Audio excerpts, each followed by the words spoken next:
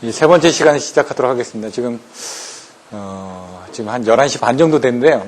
나머지 시간은 뭐 1시간 반 동안 계속 할 수도 있고 아니면 상황 봐서 중간에 끊고 다시 진행할 수도 있고요. 11장 변전서부터인데 아까 10장까지 끝낸 게 10장까지가 이제 송배전 공학에서 송전공학 쪽으로 보시면 되고요. 11장은 이제 변전서 쪽이 되니까 변전공학 쪽이 됩니다.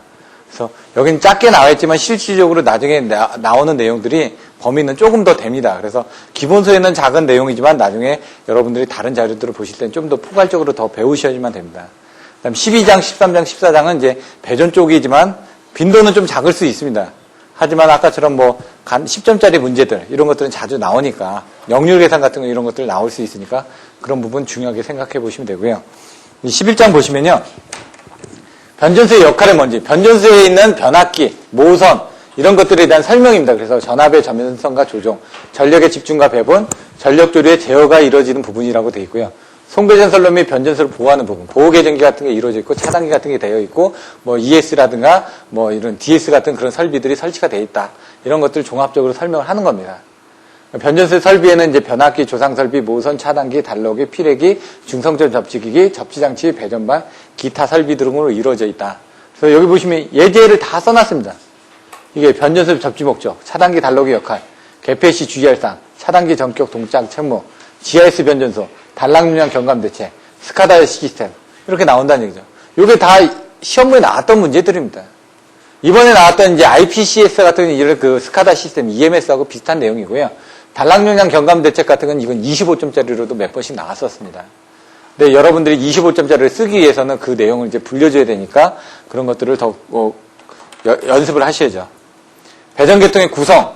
이제 배전이니까 이제 전압 레벨이 틀려집니다. 그래서 전압을 이제 분류를 해놨습니다. 저압인지 고압인지 특별고압인지. 그래서 저압도 직류하고 교류로 나눠져 있고요. 고압, 특별고압 나눠져 있다는 얘기죠. 우리는 이제 초고압이라고 보통 얘기하는 게 바로 22,900.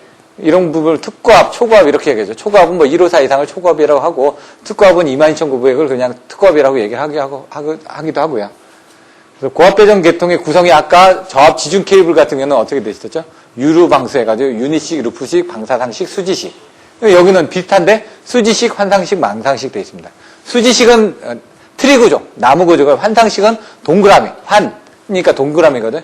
동그라미처럼으로 되어 있고 망상식은 그게 망이니까 거미줄처럼 엮여져 있다. 이런 식으로 이해를 하시면 됩니다.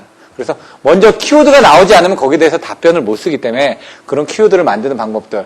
근데 이제 고압 지중 케이블 같은 방사상식이 나오고요. 그 다음에 예비선, 절체, 환상 공급, 스폰 네트워크.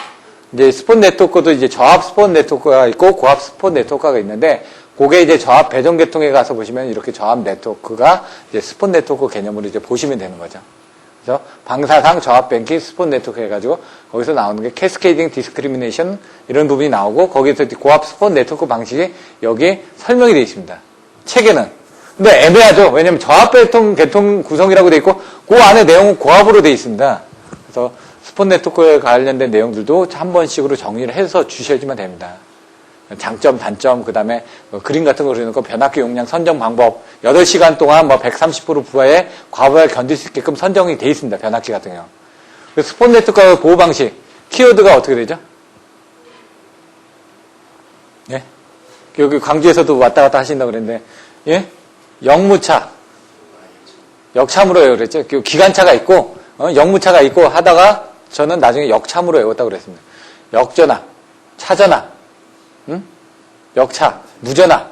근데 위에는 2개는 차단, 밑에는 투입. 역전류 차단, 역차, 차전압 차단, 역차, 무전압 투입. 이런 식으로. 얘는 숫자가 얼마? 67. 얘는 78. 얘는 84, 6, 7, 8. 이런 식으로 이제 순서를 바꿔가지고 외우시라고요. 그러면 이제 나중에 외워지시니까. 그런 식으로 외우는 것도 나중에 하나의 방법입니다. 캐스케이딩이 뭔지, 디스크리미네이션이 뭔지, 이런 것들은 이제 중요합니다. 캐스케이딩 같은 경우는 밑에서부터, 이제, 연속으로 이제 차단되어 나가는 부분을 제한을 하기 위해서 하는 부분이고요. 퓨즈 같은 걸로 중간에 끊어지는 거고, 디스크리미네이션은 전류나 시간으로 인해가지고 선택 차단이 되게끔 만들어지는 부분입니다.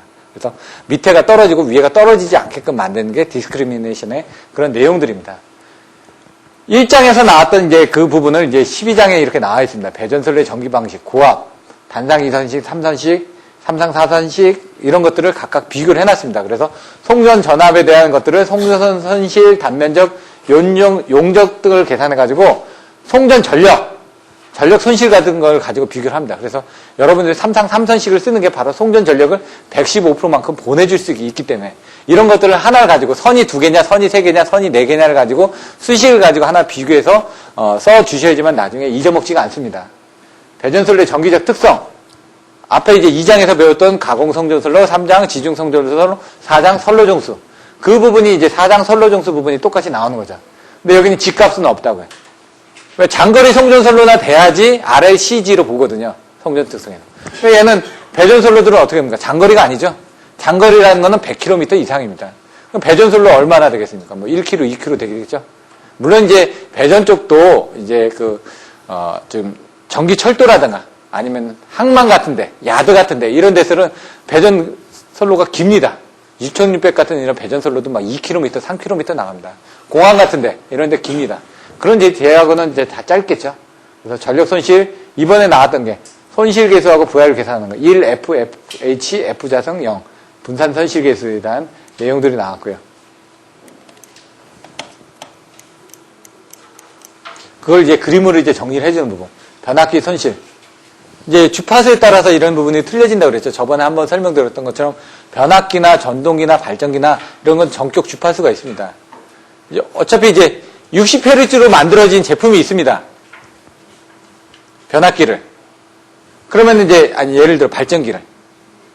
그러면 발전기가 60Hz인데 50Hz에다 연결했습니다. 50Hz가 연기가 되면 나는 60개만큼의 어떤 파형이 들어와야지만 제대로 된 전압을 발생하는데 50개만 들어오니까 얘가 힘이 약하니까 제대로 된 전격을 발생시키지 못하겠죠. 그런 식으로 생각하시면 되고 50Hz로 제작된 제품을 60Hz에다 연결했습니다. 나는 50개만 받아도 충분한 역할을 하는데 60개가 들어오는 겁니다. 그러면은 잔소리가 많은 거하고 똑같죠. 얘가 과열이 된다는 얘기죠. 열이 발생되고 손실이 많아지고 이런 소음이 많아지고 이런 식으로 여러분들이 생각을 하시면 됩니다. 그래서 어떤 것들을 기준을 잡을 때 정의를 정확하게 잡아가지고 이해를 하시면은 나중에 그런 것들을 응용을 하시기가 좋습니다. 이런 것들이 철선, 무부하선, 동선, 부하선, 소음 뭐 이런 부분들이 나옵니다. 부하가 걸리지 않았을 때 생기는 손. 그게 무부하선이죠. 부하가 걸리고 난 다음에 생기는 손이 부하선이죠. 거기서 나오는 게 철선, 동선. 부하가 걸려야지만 동선이고 철선은 예를 들어 변압기를 하실 때는 전자유도작용을 이해하셔야 되는데 여기 철심이 있습니다. 철심에 코일을 감으면 여기 전류가 흐르죠. 전류에서 자석이 발생됩니다. 자석이 발생돼가지고 이쪽에 전류를 다시 유기를 하는데 역기전력을 유도를 해가지고 다시 하는데 이 자석의 흐름의 방향을 반대쪽으로 하는 쪽으로 역기전력이 생깁니다. 그래서 역기전력은 그래서 E는 마이너스 LDT분의 DI가 되죠. 마이너스가 부는 건 반대 방향이라는 뜻입니다. 그 전압에 의해서 전류가 다시 생기는 거죠. 그러다 보니까 이 철선이 생기는 이 철심에서 손실이 생기는 겁니다. 왜? 자석이 여기 있으면서 생기니까. 그래서 여러분들이 변압기를 가압하자마자 생기는 게 뭐죠? 도립전류죠. 여자 도립전류가 이제 얼마나 크게 나타나냐. 이 철심에 따라서 틀려진다는 얘기죠. 철심의 종류가 어떻게 되느냐. 철심의 재질이 강자성체인지 아니면 무슨 재질인지 열간 압연을 했는지 냉간 압연을 했는지에 따라서 철심의 특성이 틀려지는 겁니다. 왜? 자석이 그 공간을 채울 수 있는 특성들이 틀려진다는 얘기죠. 그래서 여러분들이 알고 계신 잔류자석에 대한 것들이 바로 그 시스테리 시스 곡선으로 해가지고 나오는 거죠. 보자력이라고 얘기하죠. F 해가지고 보자력이 얼마나 남아있냐에 따라서 특성들이 틀려진다는 얘기입니다. 그게 다 재질하고도 관련이 돼 있습니다. 시설과 부하, 수용률, 부등률, 부하율, 변압기 용량, 구입을 결선에 대한 출력, 58.8%가 된다든가 이런 부분을 계산하는 것들이 나와있죠. 배전솔로의 관리와 보호에서 전압 조정을 합니다. 전압 조정을 하는 부분이 나왔는데 여기서는 변전소의 전압 조정은 당연히 ULTC로 합니다. 근데 이제 배전선에 대한 전압 조정을 모선에서 전압 조정을 하거나 급전선에서 전압 조정을 하거나 아니면 통합적으로 전압 조정을 하는 방법에 따라서 나눠져 있고요. 배전 변압기에서는 탭으로 조정을 하는 거고요. 그다음 중간에 승합기를 이용한다든가 아니면은 기타 장비들을 사용한다라고 나와 있습니다. 그래서 플리커 경감 대책들, 고조파 이런 부분들이 전압 조정에서 전력 품질로 해가지고 또 내용들이 나와 있습니다. 여기서는 그렇게 많이 설명이 안 됐지만 실질적으로 연구반에서는 그런 문제들이 많이 나와 있다는 얘기죠. 영역에서는 여기 델타 결선 접속 시 Y 결선 접속 시보다 3분의 1 용량으로 충분하다. 이건 왜 어떻게 되냐면 나중에 이제 델타 결선하고 Y 결선하고 쓰는 부분들이 틀려지는데 Q는 3CV 자성입니다. 델타 결선일 때는 어떻게 되죠? 전압은 성간전압이나 상전압이나 같습니다. Y 결선일 때는 성간전압하고 상전압하고는 루트 3분의 1만큼 돼 있다는 얘기죠. 그럼 우리는 한 상씩 걸어서 씁니다. 한 상마다 콘덴서를 하나씩 달았으니까. 근데 이제 델타 결선일 때는 이 전압이 V 값이 되니까 3V 자성이 되는데 Y 결선일 때는 얘가 루트 3분의 V가 된다는 얘기죠. 루트 3의 V에 자성을 하면 어떻게 되죠? 3분의 V 자성이죠. 그러니까 3과 3이 없어지니까 결국 용량은 CV 자성이 됩니다. 그러니까 Y 결선 했을 땐 CV 자성만큼밖에 Q 값을 못 쓰는 거고, 델타 결선일 때는 3CV 자성만큼의 Q 용량을 쓸 수가 있는 거니까 당연히 델타 결선을 쓰겠죠. 근데 왜 고압 결선은 Y 결선 쓰느냐? 전압을 델타 결선 하려면은 더 튼튼하게 만들어줘야 되니까 힘든다는 얘기죠. 그래서 저압은 다 델타 결선을 해가지고 사용을 하고요. 고압은 Y 결선을 해가지고 사용합니다. Y 결선에서 사용하다 보니까 용량이 적어지죠. 그러다 보니까 이제 용량이 적어지니까 그걸 뱅크로 나눠가지고 1뱅크, 2뱅크, 3뱅크 해가지고 300kU 정도씩 해가지고 뱅크식으로 구성을 해가지고 넣었다 뺐다 하는 거죠. 다단계로 해가지고. 근데 이제 그러다 보니까 그걸 보호하는 방식에선 Y 결선으로 돼 있다 보니까 어떤 부분을 보기 위해서 저항을 같이 달아가지고 중간에 NVS나 NCS를 통해가지고 안에 흐르는 그런 부분을 가지고 전압이나 전류를 가지고 계산을 하는 방법이 있고 외부에 어떤 기계적인 보호장치를 달아가지고 보호하는 방식이 있고 나눠져 있다는 얘기죠. 배전선로의 손실 경감 대책, 전력 손실에 대해서 이런 문제들이 나올 수 있는데 이런 것들은 한 25점짜리로 나올 수도 있습니다. 사용 빈도는 좀 떨어집니다. 전류 밀도의 감소와 평양, 전력용 콘덴서 설치, 고압선로의 대책, 저압선로의 대책, 배전 전압의 승하. 그럼 거기에 대한 내용들이 또 추가로 또 나오겠죠. 그런 것들은 나중에 관연도 문제라든가 아니면 서브노트를 참조를 하시면 되고요. 배전 전압과 승합에 따른 효과가 어떻게 되는지. 공급 용량의 증대가 된다고 그랬죠. 전압의 자승에 비례해서 용량의 증대가 됩니다. 송전 전력이. 그런 내용을 알고 계시면 되고요. 나중에 그런 것들을 송전 전력이 일정하다고 했을 때 뭐 아니면 계산하는 부분들이 나옵니다. 거리가 일정하다고 했을 때, 단면적이 일정하다고 했을 때, 그 다음에 뭐 중량이 얼마나 차이 나느냐, 아니면 송전 용량이 얼마나 차이가 나냐, 전압이 얼마가 차이가 나냐, 이런 것들을 계산하는 수식들이 있으니까 그런 것들을 참조를 하시면 되고요. 배전선로의 보호, 고압 배전선로, 주상변압기 보호, 저압 배전선로 보호. 이거는 이제 배전선로 쪽이니까 보호하는 방식들을 살펴보시면 됩니다. 옛날에 UPS가 나왔었습니다. 근데 CVCF를 설명하시려 하니까 UPS가 콘스탄트 볼테이지, 콘스탄트 프리퀀시입니다. Uninterruptible Power System. 예? VVVF는 이제 인버터 개념이죠. Variable Voltage, Variable Frequency. 근데 이제 그런 용어를 이제 바꿔서 쓰다 보니까 답을 못 쓰는 거죠. UPS도 바이패스형이 있고 이제 또 틀려집니다. 이제 타입이. 옥내 배선 같은 경우는 이제 중요하지는 않습니다. 접지 공사 같은 경우는 가끔 물어봅니다. 근데 이제 접지를 물어보는데 접지의 목적이 뭔지 물어보는 거 아니면 접지 시험을 하는 방법 EPC를 해가지고 시험하는 방법들 이런 것들을 물어보고요. 건축정리에서 나왔던 뭐 61.3% 쪽에서 이제 그런 것들을 물어보는 게 10점짜리로 나오기도 하고요. 근데 여기서는 발성 배전이다 보니까 발전소의 접지에 대해서 물어보는 문제가 더 많이 나온다는 얘기죠. 토치에서 접점 이남 뭐 이렇게 키워드를 합니다. 토양의 특성을 검토하고 최대 지락 전류를 검증한다. 토치에서 소요 접지장을 결정하고 토치에서 접지장을 계산하고 접전 이남보 전압 상승을 뭐 고려한다든가 인체에 미치는 영향을 고려한다든가 안정성을 고려해서 뭐 보완을 한 다음에 다시 계산한다든가 이런 식으로 이제 그런 흐름을 통짜박이로 외워가지고 여러분들이 쓰시면 됩니다. 근데 여기 접촉 전압 계산하는 방법, 보폭 전압 계산하는 방법 이런 것들이 이제 또 추가적으로 나오고요. 그래서 그런 것들은 전체적인 큰 틀을 한번 보시고 세부적으로 가서 더 외우는 방법도 하나의 방법들입니다. 배전자동화 부분, 접지 목적, 1종, 2종, 3종, 특3종 부분에 대한 것들이 나오고요. IC 기준에서 60364에서 나오는 IT, TT, TN, TN-C, TN-C-C-S 같은 이런 접지 방식들도 물어봅니다. 이런 것들도 나오는 문제들이기 때문에 한번 참조하시면 될 것 같고요. 이렇게 해서 전체적인 걸 한번 설명드렸고요.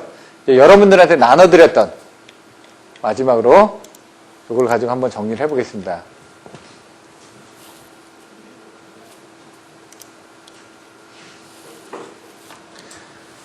자, 송배전 계통의 구성.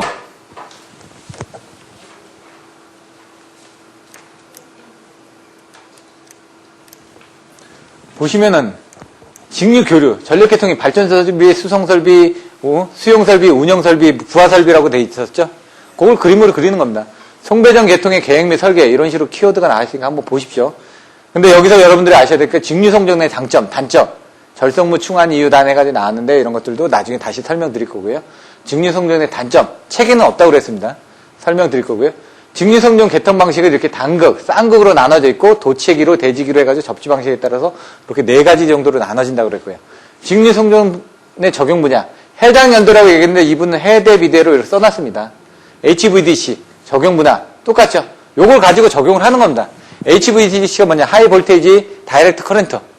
직류 고전압 송전을 얘기하는 겁니다. 그러다 보니까 154 AC, CBTR, ACDC 해가지고 2회선을 해가지고 그 다음에 케이블을 통해가지고 요게 MI 케이블 나오죠. 그 다음에 요거는 뭐 DCAC 변압기 통해가지고 조상기를 통해가지고 공급을 한다. 이렇게 나와 있는 거고요. 여기도 이제 송전 방식이 똑같이 돼 있고 단점은 뭐냐?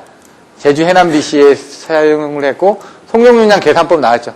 여기 아까 5장에 나와 있습니다. 5장에 10번에 송전용량이 나왔죠. 거기 나와 있는데 여기서도 이런 부분을 물어볼 수가 있다는 얘기죠. 1장 안에서도 물어볼 수 있는 부분이 고성상수를 외워주시면 된다고요. 나중에 고유부하법이 뭔지 이번에 고유부하법이 요 바로 전에 시험에서도 10점짜리로 또 나왔었습니다. 고유부하법을 C에 대해서 설명하시오, 제토메가에 대해서 설명하시오 이런 부분 나왔었습니다. 스트레이 실험실, 경제적인 전압 부분이다 이거죠. 5.5 루트 0.6L 플러스 100분의 P 이런 식으로. 거꾸로 계산하는 킬로와트를 넣고 계산하면 이렇게 빼주면 되죠. 이런 것들도 이제 외워두셔야지 나중에 이거 계산해서 빼려면 루트니까 자성을 해줘야 되는데 헷갈립니다. 요거 루트니까 5.5하고 V를 넣고 자성 넣으면 됩니다. 그리고 나머지는 빼기로 빼버리면 됩니다. 근데 헷갈려서 못하니까 한 번쯤은 외워주셔야죠. 교류 송전의 장점 저는 승해일로 했습니다. 왜? 교과서를 위주로 최대한 기본서 기준으로 2주를 해가지고 저는 키워드를 만들었습니다. 단점 표준전압, 공신전압 이렇게 나와있으니까 한번 살펴보시면 되고요. 공신전압은 어떻게 되는지, 최고전압은 어떻게 되는지, 기준전압은 어떻게 되는지, 전격전압은 어떻게 되는지 여기서는 빨리빨리 넘어가겠습니다. 그냥 이렇게 보시고요. 변압기 절연, 단절연, 전절연, 저감절연, 균등절연 이런 것들을 이번에도 나왔던 부분은 765 격상 같은 거 나올 수가 있습니다. 면적이라든가 이런 것들에 대해서 가공송전설로 전선, 애자, 철탑 구비조건 어떻게 되는지 독이 내신 비가가 도전율, 기계적 강도, 내구성, 신장률, 비중, 가격, 가산작업 용이할 거 기계적인 내구성이나 뭐 기계적 강도 이런 것들은 반드시 나옵니다. 피레기 쪽에다가 갖다 써주셔도 된다는 얘기죠. 애자 쪽에 갖다 써주셔도 된다는 얘기입니다. 지금 가공송전설로지만 그래서 하나를 애워놓으셨다 나중에 갖다 쓰시고요. 전선의 종류는 구조, 재질, 조합을 애워주셔야 된다. 구조는 뭐냐? 단도체. 그거는 조합이죠. 어떻게 하냐? 구조는 단선, 연선, 중공연선 이렇게. 재질은 아까 재질별로. 조합은 단도체, 복도체. 2도체, 4도체, 6도체 이렇게 보시고요. 거기에 대한 케이블 특성들을 설명하는 거고요. 이게 뭐냐? 켈빈의 법칙 또 나옵니다. 10점짜리로. 이렇게. 아까 알프레드 스틸의 실험실하고 좀 틀립니다. 이런 것들 보시고요.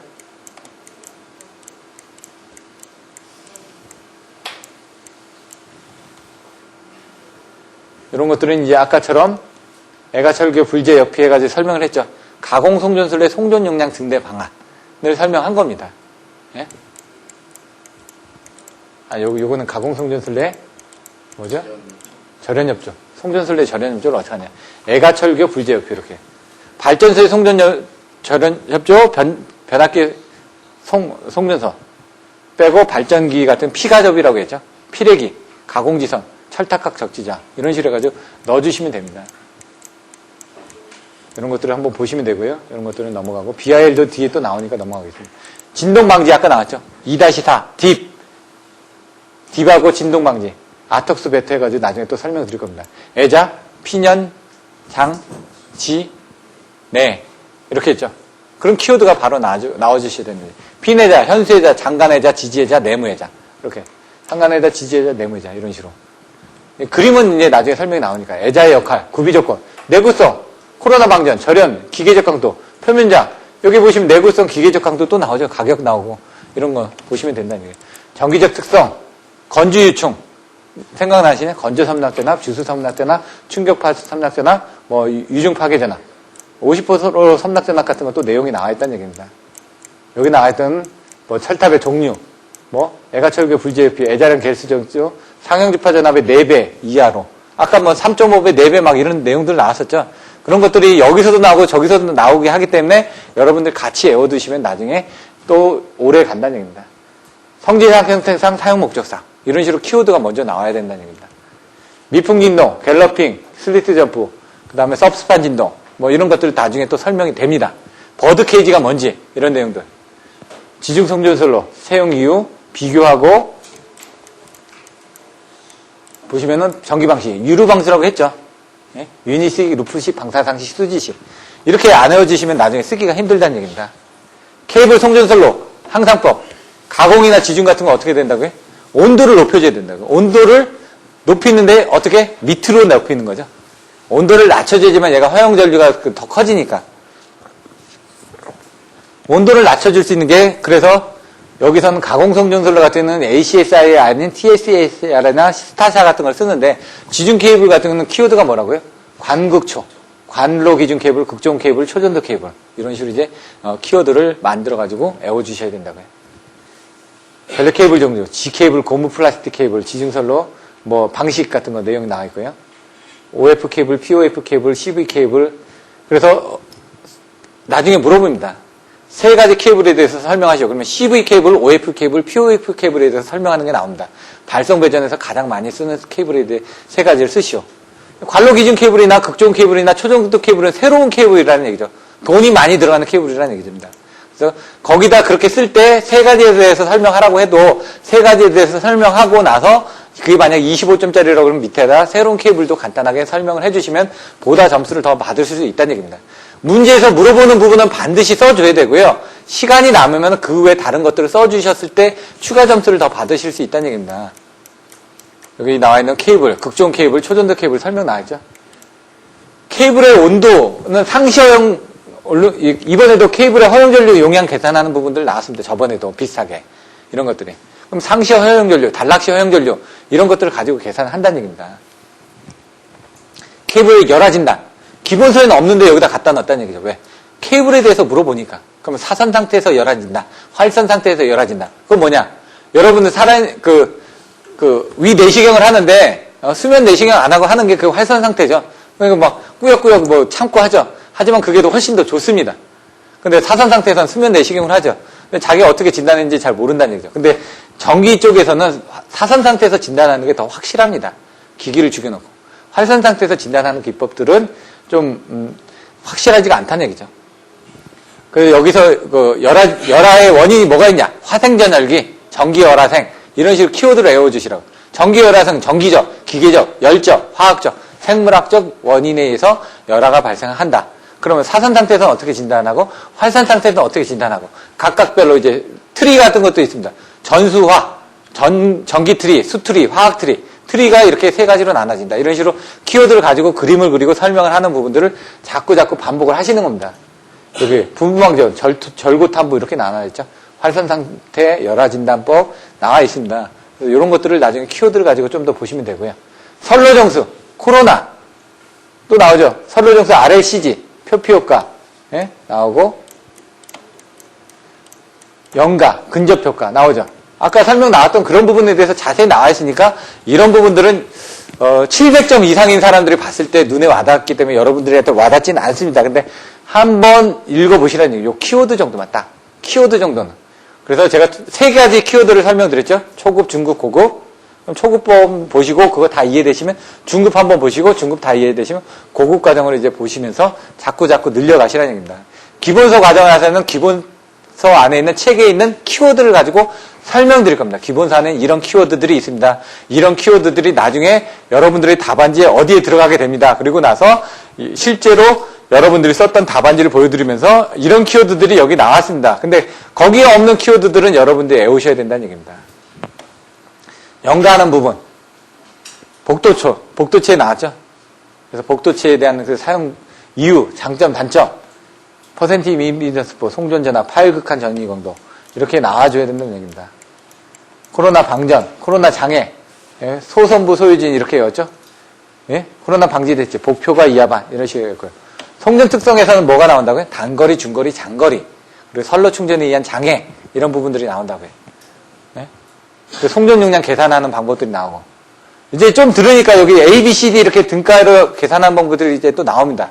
A가 전압비, D가 전류비, B가 임피던스비, C가 어드미턴스비. 이게 T형, 파형으로 틀려진데 이것도 외우는 부분이 T형, 파형 돼 있는데 어떻게 된다고? T형은 여기 있죠. 파형은 여기 있으니까 여기가 좀 더 먼저 앞에 나와 있죠. 그러니까 얘가 먼저 앞에 나온다. 이렇게 쓰는 겁니다. 여기 ZY, ZY는 똑같습니다. 1 플러스 2분의 ZY, 1 플러스 2분의 ZY 똑같습니다. 근데 1 플러스 4분의 ZY가 여기다 써야 될지 여기다 써야 될지 헷갈리는 경우가 어떻게 되냐. T형은 이렇게 파형은 있으니까 파형이 앞에 나와 있죠. 그러니까 얘는 파형일 때 여기 나오고 T형일 때 뒤에 나온다. 이렇게 외워주셔도 됩니다. 무식하게 외우는 방법입니다. 그냥.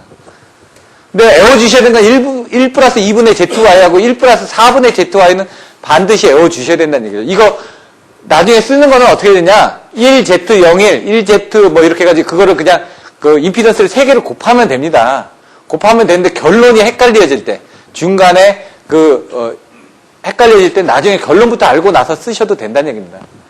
미분 방정식 쌍곡선 함수 Z오메가가 뭐라고요? 특성, 파동, 서지, 고유 임피던스, 전파 정수.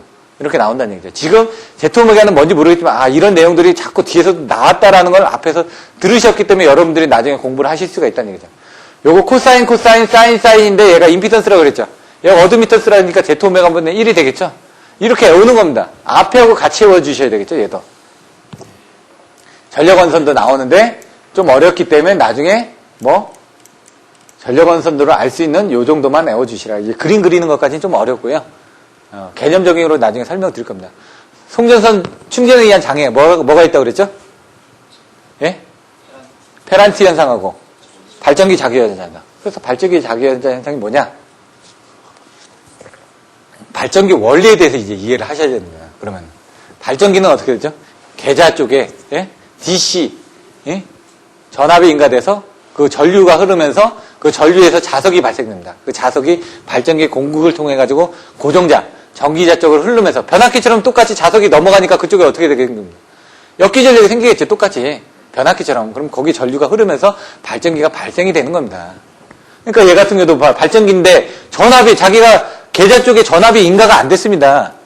계좌 쪽에 전압이 인가가 돼서 전류가 흘러가지고 자석이 발생돼야 되는데 발전기는 지금 구동을 안 하고 있는데 송전선에 C성분이 있다 보니까 그 C성분이 어떻게 되죠? 페란티 현상은 이렇게 올라가서 전압이 올라가죠. 송전단이 보통 전압이 낮고 송전단이 전압이 높고 그 다음에 수전단이 전압이 낮아야 되는데 페란티 현상이 해가지고 송전단의 전압이 더 높아짐으로 인해 가지고 생기는 게 페란티 현상이고 발전기 자기 현상은 C성분에 의해서 C성분이 늘어나면 전압이 상승된다고 했죠. 그래서 여러분들이 전압이 떨어지면 어떻게 됩니까? 콘덴서를 투입을 하는 겁니다. 전압이 그러니까 전동기가 기동할 때 역률이 부족하죠. 역률이 부족하니까 바로 무효전력이 부족하니까 C성분을 투입을 합니다. C성분을 투입을 한다는 건 무효전력을 줄여주는 역할을 해주는데 결국은 그게 전압을 올려주는 효과가 된다는 얘기죠. 그래서 전동기 기동할 때 전압가가 덜 생기는 거죠. 얘도 장거리 송전선 내 부하가 없을 경우 분포정전 용량에 의한 충전 전류가 송전단으로 공급된다. 무부하 송전 시에 공급이 되는 겁니다. 이거는. 그래서 처음에 C 송전을 한다고 그러죠. C 충전을 한다고 합니다. 실제로 이런 사례들이 있었습니다. 그러니까 활주로가 있는 공항에서 C 충전을 하는 겁니다. 발전기로. C 충전을 하는데 발전기가 충전하다 보니까 여기 C 성분이 많거든요. 부하가 안 걸려 있으니까 발전기로 기동을 해서 공급을 해줘야 되는데 전부 다 C 성분이니까 발전기에서 공급할 수 있는 P하고 Q 값이 있는데 그 Q 값이 거기로 공급을 못 해주다 보니까 떨어지는 경우도 생깁니다. 그러면 투입할 때 어떻게 해야 됩니까? L 성분을 투입을 해가지고 그 C 성분을 어느 정도 저감을 해줘야지만 얘가 Q 성분을 발생을 안 하죠. 그런 부분이 생길 수도 있습니다. 원리는 동일하니까. 그래서 충전 전류가 90도 앞서고 있기 때문에 어떻게 되죠? 90도 앞선다는 건 전압이 상승이 되죠. 콘덴서하고 똑같습니다. 그러니까 전압이 상승하다 보니까 발전기의 계좌 전압이 상승하다 보니까 발전기가 스스로 자기가 여자되는 겁니다. 여자가. 그러다 보니까 발전기가 돌지 않아도 여자되면서 어떤 현상들이 생기겠죠. 전압이 올라가고 그래서 이런 것들에 대한 내용들이 나와 있습니다. 그럴 때는 어떻게 하냐. 단락비가 큰 발전기로 충전하라. 단락비가 크다는 건 튼튼하다고 그랬죠? 아까 발전기를 병렬 운전해라. 용량이 부족하니까 병렬 운전해서 아까 그 부족한 부분은 채워줘라. 병렬 리액터를 살아가라. 아까 C 성분이 많으니까 L 성분을 투입해라. 이런 식으로 기본 원리를 가지고 자꾸 살을 붙이시면 됩니다. 주파수를 저하해가지고 충전하라. 주파수를 저하한다는 거는 아무래도 이제 P값이 작죠? 그럼 F값이 작으니까 거기에서 받아들일 수 있는 어떤 능력들이 된다는 얘기입니다. 바깥에. 이렇게. 단락비는 아까 뭐랬죠? 예? 정무학계 3유지계라고 했죠. 전격 속도에서, 저희는 그냥 그렇게 외웠습니다. 전격 속도를 넣었습니다. 전격 속도에서 무부하 전압을 무부하 속도로, 무부하 전압을 발생시키는데 필요한, 계좌전류. 이건 3유지계. 삼상 단락전류와 같은 지속 단락전류를 흘리는데 필요한 계좌전류. 이렇게. 근데 단락비가 어떻게 된다고? 수력은 0.8에서 1.2, 얘는 0.4에서 0.8 정도. 이렇게. 전력조류 계산은 어떻게? 발전기에서 발생된 유효전력과 무효전력의 흐름이 계통 내에 어떻게 흐르는지 계산하는 게 전력조류 계산이다. 이런 정의들, 기지량, 미지량 계산하는 건 나중에 설명드리겠습니다. 자기 어드미턴스, 상호 어드미턴스, 이런 자기, 상호, 작용, 이런 단계들 나왔었죠, 키워드. 직각좌표, 극좌표, 이런 것들은 아까 전력 상차각 곡선에서 설명하거나 이런 부분에서 또 나오니까요. 예? 상조효경, 예? 속력량 계수법, 예? 상차각이 적당할 거, 조상기 용량이 적당할 거, 효율이 적당할 거, 경제적일 거. 이런 식으로 키워드를 가지고 이제 설명을 한다는 얘기입니다. 자, 나머지 송전용량 증대 방안, 단거리, 장거리, 이렇게 고송상수, 지중 케이블은 어떻게 된다고요? 새로운 전력 케이블을 쓴다고요. 이런 식으로 내용들을 써주시면 되고요. 가공송전선은 어떻게 한다고요? 복도체, 승합을 하거나, 신도체, 이런 식으로 쓰시면 돼요. 복승신으로 외웠습니다, 복승신. 예? 요 기타. 발전기, 동기조상기별로 전압 조정은 어떻게 하는지, 전력용 콘덴서를 이용하거나, 이거 조상 설비들에 대한 내용들이죠. 요건 어디 나온다고요? 11장의 변전소에 또 나온다고 해요. 콘덴서 부분, 중성절 접지 방식, 절통보안 이렇게 했는데, 절가봉은 통지로 설명드렸고요. 넘어가고, 유효접지가 뭔지, 여기 보시면 평상시 Y전압, 이거는 75%, 일선지압 시 최고 대지전압, 이렇게 나와있죠. 성간전압의, 예? 몇 배? 대지전압의 몇 배? 이렇게 나옵니다. 요거는 평상시 대지전압의 1.3배를 넘지 않을 거, 성간전압의 75%를 넘지 않을 거, 이렇게 되어 있습니다. 접지 방식, 건절가공 통지인데 절가봉은 통지로 저는 외웠다고 그랬죠? 그거는 이제 책대로 외운 겁니다. 나중에 다 보시면 되고요. 중성점 접지 방식에 대한 분류, 요거는 이제 유도장애 경감대체.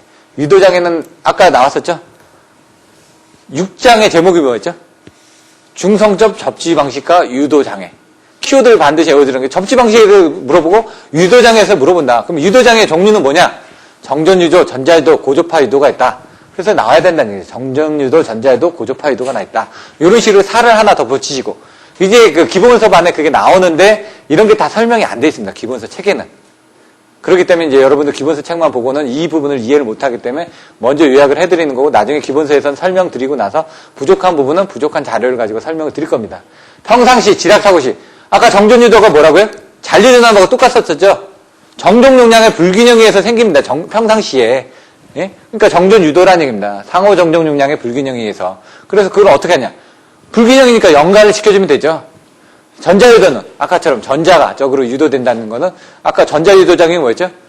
발전기에 변압기에 전자유도장애가 있었죠. 전류가 흐름으로 인해서 반대쪽에 전자유도장애가 생겼지 않습니까? 그러니까 얘는 전류가 흐름으로서 생기는 거니까 지락사고에 큰 전류가 흘렀을 때 생기는 전자유도장애. 그러다 보니까 상호 인덕턴스가 생기는 거죠. L. E는 마이너스 L GT분의 DI 그게 L 아닙니까? 그래서 얘도 그런 식으로 이제 하나를 외워가지고 자꾸 응용을 하는 겁니다. 고조파 유도는 고조파. 유도장애, 전력 선측에 대한 대책, 통신 선측에 대한 대책 해가지고 또 나옵니다. 이런 것들은 이제, 나중에 또 그림을 가지고 설명해 주시면 되고요. 여기서 넘어가겠습니다. 고조파도 나오는데, 고조파는 이제 14장 쪽에서 나오니까 넘어가고요. 고장 계산. 여러 가지 부분이 있는데, 예? 이런 것들은, 유효접지 쪽에서도 나옵니다. 유효접지도 이제 고장률 계산이니까. 그런 걸 가지고 이제 나중에 보시면 되고, 오음법, 피유법, 임피던스법 보시면 되고, 고대 발전해놨죠? 고장 조건을 구한 다음에 대칭분으로 변환해서 발전기의 기본식을 대입한 다음에 전압전류를 실제적으로 구하면 된다. 이런 식으로 해. 그럼 대칭좌표법에 대해서 설명을 하는 거고요. 그 다음에 뭐 설명하는 것들은 나와 있고요. 고장 계산하는 거 대칭분 회로를 이제 그 정의하는 방법들이 나와 있고요. 그 다음에 동기화력, 일기무한대 보서 이렇게 하라고요. ZI, V, 델타, 관역. 내부 임피던스. 그냥 이렇게 답을 써주실 때도 이렇게 1, 2, 3, 4 끊어서 써주셔야 된다는 얘기죠. 이거 두 줄로 딱 써주시죠. 눈에 안 들어옵니다. 그러니까 단계별 딱딱 끊어서 써주는 거. 키워드로 써주시는 게 눈에 확 들어오기 때문에 여러분들 기본서에 있는 내용을 봐가지고는 기본서에는 그냥 쭉쭉 나와 있지 않습니까? 그러면 거기에 키워드가 될 만한 내용들만 설명드릴 거고 그거는 한번 읽어보시는 건 여러분 몫입니다. 제가 읽어드리는 건 의미가 없습니다. 대신 그거를 답안지로 쓴 게 어디 나와 있다는 걸 보여드리고 설명을 드릴 겁니다. ZI, V, 델타, 관용. 그러면 ZI는 내부 임피던스는 0이고 아까 설명드렸죠. V, 전압, 델타, 위상. 전압의 크기와 위상이 부하 증감에 관계없이 변화하지 않고 관, 극히 큰 관성 전수를 가신 용량 무한대 전원을 말한다. 이게 무한대 보선이다. 그러면 여기 뭐냐? 등가회로하고 백포도가 또 나와야 되겠죠. 항상 어떤 그림이 나와야 된다는 얘기죠. 수식이 나와야 되고. 동기화력, 이번에 문제 물어봤었죠? 동기화력 이걸 하려면 이런 수식을 가지고 설명을 해줘야 된다는 얘기예요. 그림, 이렇게 해야죠. 이렇게 그림 나와야죠. 동기화력. 90도를 넘어가게 되면 불안정하다. 90도 안에는 안정하다. 여기 부분이 정태 안정 극한 전력이다. 안정도를 할 때 이런 부분들이 설명이 되어야 된다는 얘기죠. 안정도는 뭐라고요? 위상각 안정도, 전압 안정도. 위상각 안정도는 정태, 동태, 가도가 나눠진다. 그래서 이런 부분을 정태, 고유, 정태 안정도, 동적 정태 안정도 그것들을 어떻게 계산하는지 흐름을 이제 설명을 해놓은 거고요. 이런 것들 한번 읽어보시면 되고요. 시간 관계상 제가 빨리 넘어가겠습니다. 이거는 회전체 운동방정식 아까 설명드렸죠? 일기 무한대 보선. 그럼 무한대 보선 할 때는 뭐 어떻게 된다고? 이런 수식이 나와야 된다고요, 또 아까. 그럼 이걸 이용해서 벡터들을 그려줘야 된다고요. 등가회로를 그려줘야 된다고요. 일기 무한대 보선이면 여기다가 무한대로 그려가지고 이렇게 부하를 걸려있는 그림을 그려주시던가. 그거를 이제 수식으로 그려주는 그런 부분들이 또 나오죠. 등면적법, 이기계통이라고요. 면적을 가지고 비교를 하는 부분. 예? 이런 거 그림, 그리고 적분하는 것들을 설명드렸죠? PA, PB, PC, P0 부분을 어디다 해가지고 어떤 식으로 빼줘야 되는지. 단단법, 3기 이상 계통의 복잡한 부분에 써야진다. 이렇게 설명이 되어 있고요. 전력계통 안정도 향상되죠. 25.0로 나온다고 그랬죠? 리전 충익기. 이런 식으로. 예? 그러면 리전 충익기에서 리액턴스는 단단복직기니까 단락기, 단건변압기, 여기 보시면 단단복직기회거든요. 단단복직기회. 그럼 단건변압기, 복도치체형, 진력 콘덴서체형, 기기 직렬력대 정령, 병렬회선. 이런 식으로 회선수 저감, 뭐 이런 회선식 증가, 뭐 이런 식으로 만들어야 된다는 얘기죠. 키워드를. 그 키워드가 나오면은 여러분들이 답안지를 쓸 수가 있으니까 기본서반을 듣고 이런 키워드를 내보낼 수가 없습니다. 여러분들이. 보통 이제 기본서 한 1년 정도고 연구반 듣고 나야지 이제 키워드가 나오는데 그런 시간을 제가 줄여드리겠다는 얘기예요. 기본서 하면서 그런 키워드들을 가르쳐 드릴 테니까 몰라도 무조건 외우시라고 일단은. 그러고 나면은 시간을 줄일 수가 있다는 얘기예요. 1년 걸릴 시간을 6개월로 좀 줄여드릴 테니까 대신 힘드시겠죠. 저 사람이 무슨 얘기하는지 나 모르겠어. 맨날 이상한 소리만 해대고 이게 뭔지 모르겠는데 나중에 지나면은 그게 도움이 되실 거란 얘기입니다. 그래서 그런 키워드를 지금 앞에서 제가 뭐지 하면 나와야 된다는 얘기예요. 일단 나오고 나서 그대로 쓰는 것들을 훈련은 여러분의 몫이란 얘기입니다. 자, 넘어가고요. GCBR 스타콘 이거 그림으로 해가지고 팩치도 또 설명드릴 겁니다. 나중에. 에너지 함수법 또 나왔었습니다. 10점짜리를 해가지고. 그건 위치 에너지하고 운동 에너지 개념을 도입했다라는 그런 내용들만 들어가면 되고요. 그림은 이렇게 해서 이렇게 갔다 이렇게 나오는 그림들 같은 경우. 반드시 그림을 그려주셔야 된다는 얘기죠. 그림을 그리고 도표하고 수식화해라. 오감을 즐겨라. 뭐 오감 과자도 있습니다. 그리고 과자를 먹으라는 얘기가 아니라요. 예감도 있고 뭐 여러 가지 이름들도 많죠. PV 곡선, PQ 곡선, 뭐 여러 가지 곡선들이 QV 곡선 이렇게 내용들이 많이 나옵니다. 그런 것들을 좀 알고 계셔야지만 나중에 전력계통공학에 가서 그게 좀 이해가 됩니다. 전압 안정도 보통 이제 PF 컨트롤, QV 컨트롤 해가지고 또 나오면서 곡선들이 나오는데 그런 것들을 송배전공학에 있는 내용을 좀 이해를 해주시면 전력계통공학에서 좀 더 이해가 편합니다. 뭐 이런 것들은 넘어가고요. 안전도 향상됐죠. 아까 리전 충익기 있었죠. 그런 것들이 또 나옵니다. 팩치에 대해서는 TCBR, 스테이트콤, TCSC, TCBR, UPFC, 스테이트콤 나오는데 그런 것들을 가지고 또 설명드릴 겁니다. 그리고 애올 때 PVX 델타로 해가지고 어떤 게 V 값을 조정하는 건지, 어떤 게 X 값을 조정하는 건지, 어떤 게 위상각을 조정하는 건지 그런 것들도 표로 외워두셔야지만 나중에 도움이 됩니다. SVC가 뭔지, SVC는 스태틱 바 컴펜세이터입니다. SVG는 스태틱 바 제너레이터입니다. 약간 틀리죠. SVC가 있고 SVG가 있고 스테이트 컴이 있고 스테이트 콘이 있습니다. 내용들이 다 각각 틀려지기 때문에 그런 부분 보시면 될 것 같고요. 이상전압입니다. 이상전압은 내부 이상전압하고 외부 이상전압으로 나눠진다고 그랬죠. 그 부분 보실 때 내부 이상전압 아까 뭐라고요? 개고 과상, 개통 조작 시 고장 발생 시 과도 진동 이상전압, 상용주파 이상전압. 이건 뭐라고요? 무유변 영충고, 무부하, 유도성, 변압기, 영구지락, 충격성 지락, 고장전류.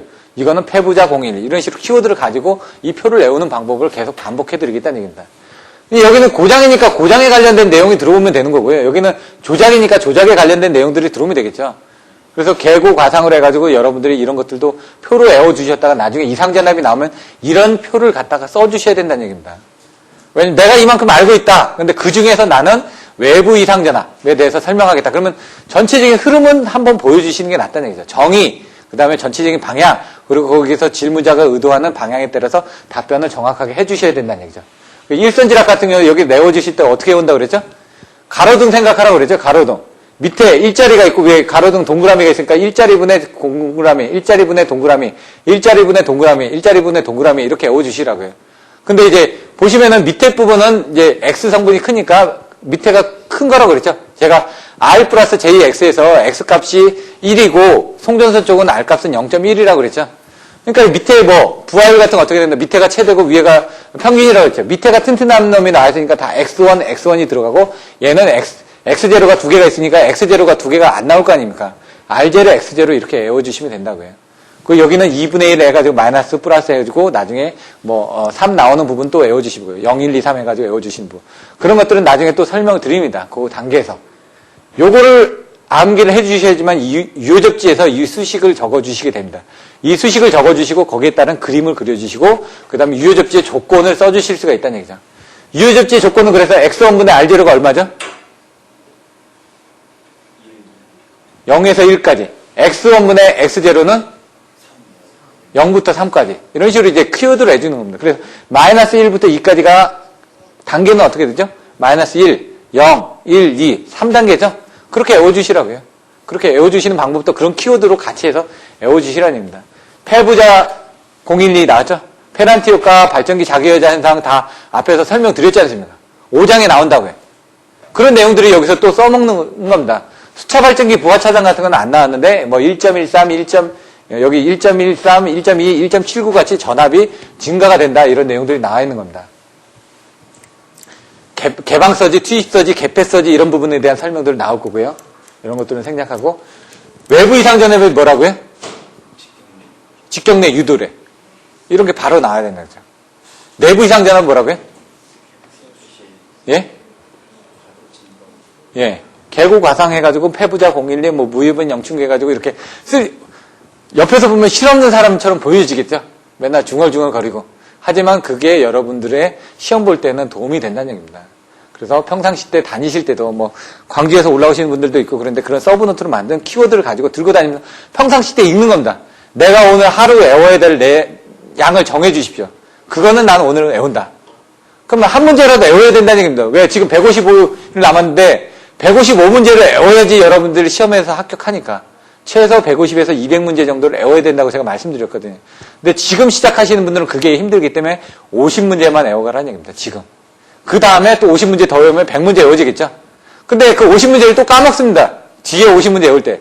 그래서 어떻게 하냐? 계속 반복하려면 어떻게 하냐? 들고 다니면서 계속 반복을 하시라는 얘기입니다.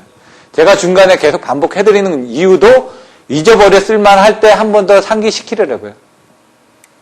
사람은 이제 망각의 동물입니다. 왜? 머릿속에 계속 집어넣으면 머리 아프죠? 그만큼 잊어먹기 때문에 그만큼 속 편하게 사는 겁니다. 자, 또 넘어가고. 차단기에 이제 차단 조건에 대한 내용들이 또 나옵니다. 이런 것들은 이제 나중에 가서 좀 설명을 드리겠습니다. 차단기의 가혹 차단 조건부터 해가지고, 그 TRV, 이번에 TRV 나왔었죠? 그게 차단기의 극간에 따라서 나오는 부분입니다. 그런 것들도 그림 그리는 방법 어떻게 설명드리죠?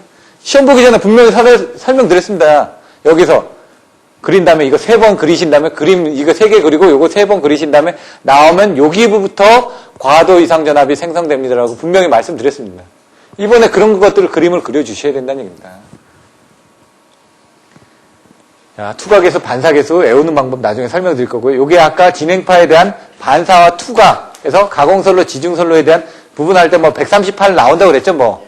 이런 부분들이 이제 아까 그 특성 임피던스 Z는 루트 10분의 L에서 138에 가공하고 지중하고 어떻게 나오는지 나중에 또 설명을 드립니다. 이게 앞뒤에 다 연결이 돼 있기 때문에. 이상전압에서는 뭐가 중요하다고요? 피레기가 중요하다고 그랬습니다. 피레기에 대한 것들은 반드시 나옵니다. 6, 7, 8, 9, 10은 반드시 나옵니다. 6, 7, 8, 9, 10은. 왜? 6장 중성절 접지 방식, 유도장애. 저번에 잔류전압이라든가 이런 부분에 대해서 나왔습니다. 7장 고장 계산 나옵니다. 8장 안정도, 9장 뭐였죠? 이상전압. 예? 근데 이상전압인데 그 안에 피레기가 있는 겁니다. 10장 보호개전 방식. 거기는 반드시 나오기 때문에 그 부분은 달달 외워주시다시피 하셔야 되고, 그래서 여러분들 기본서는 최소한 10번 읽어주실 생각으로 읽어주셔야지만 되는데, 거기서 이제 중요한 부분을 제가 이제 키워드 부분만 짝짝 그 줄을 그어드릴 건데, 그 부분은 반드시 외워야 되는 키워드고, 그게 나오게 된 전후 사정에 대해서는 제가 다 일일이 설명을 못 드립니다. 그래서 기본서를 읽어주시면서 제가 설명드린 내용을 가지고 이해를 해주셔야지만 된다는 얘기죠. 피레기 동작 책무. 동작 책무가 뭐냐? 차단기 동작 책무 나옵니다. 예? 차단기가 전격 동작을 할 수 있는 부분입니다. 차단기의 동작 책무가 어떻게 되죠?